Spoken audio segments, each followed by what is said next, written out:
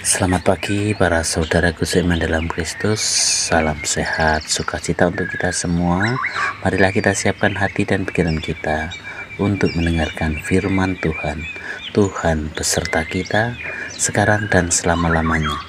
Inilah Injil Yesus Kristus menurut Matius bab 18 ayat 1-5, dilanjutkan ayat 10 dan ayat 12-14. Dimuliakanlah Tuhan. Pada waktu itu datanglah murid-murid itu kepada Yesus dan bertanya, "Siapakah yang terbesar dalam kerajaan surga?"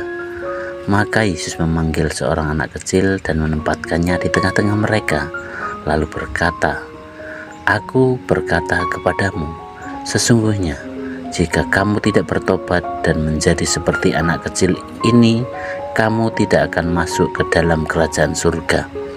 Sedangkan barang siapa merendahkan diri dan menjadi seperti anak kecil ini, dialah yang terbesar dalam kerajaan surga.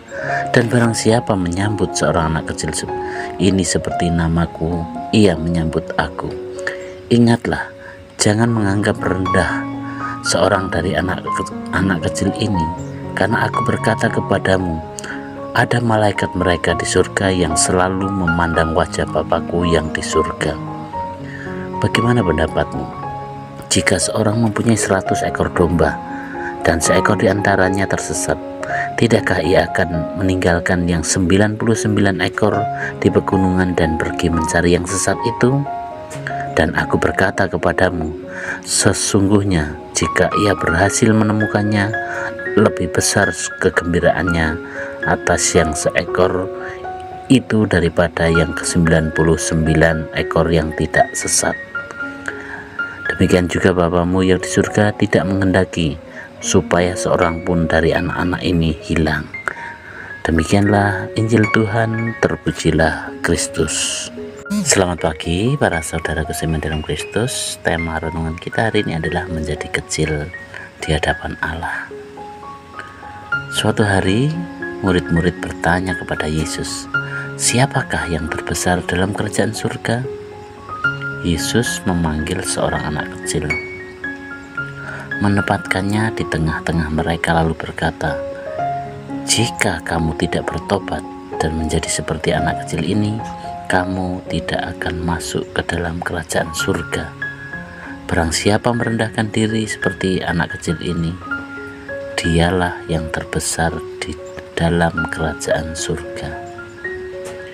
Yesus juga mengingatkan, jangan menganggap rendah salah satu dari anak-anak kecil ini, karena malaikat mereka di surga selalu memandang wajah Bapakku. Dan ia bercerita tentang gembala yang meninggalkan 99 domba untuk mencari satu yang hilang.